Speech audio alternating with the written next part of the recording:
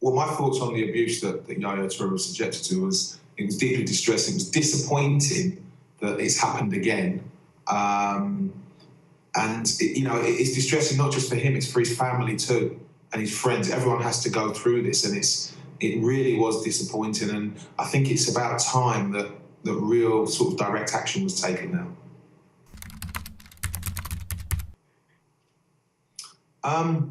His profile will definitely make a difference. Obviously, there's some people out there who will, target people that's profile is high, and especially as he's spoken out very well, actually, about aspects of racism. But all this does is highlight the need for education, the need for action, the need for all the authorities all over Europe to start taking these incidences a little bit more seriously than they are currently.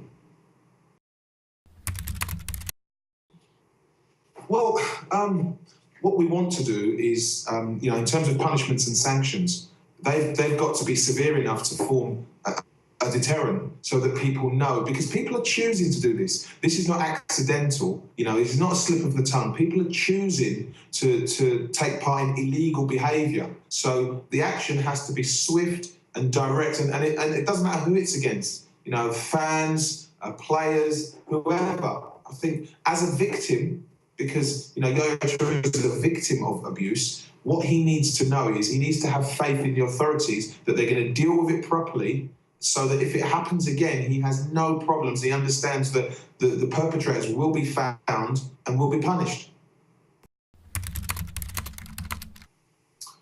What I think you have to understand about football is it's a very team-orientated game.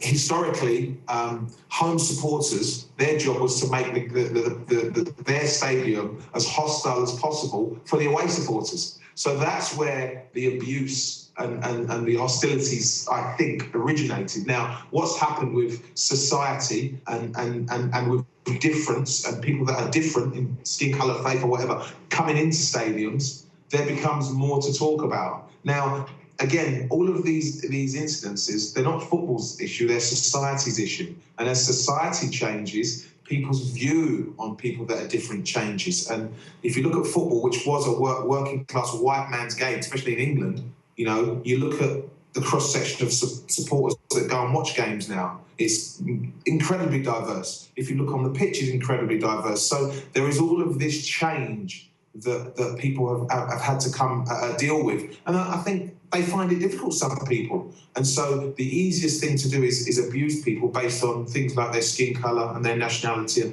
and their faith. And that's their job. The fans' job is to make their ground as hostile as possible for the opponents. And that's what I think where it originated.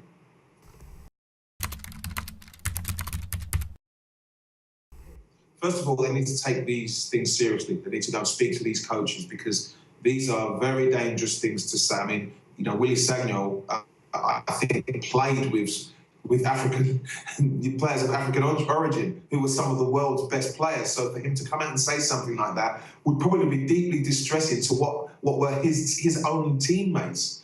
As for the Russian team, Rostov, and the manager, that's scary.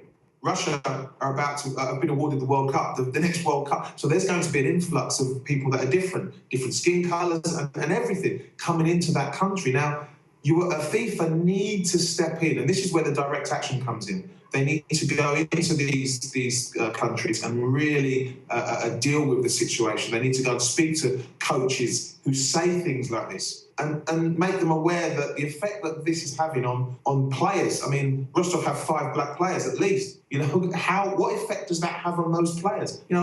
Personally, I couldn't play for that manager.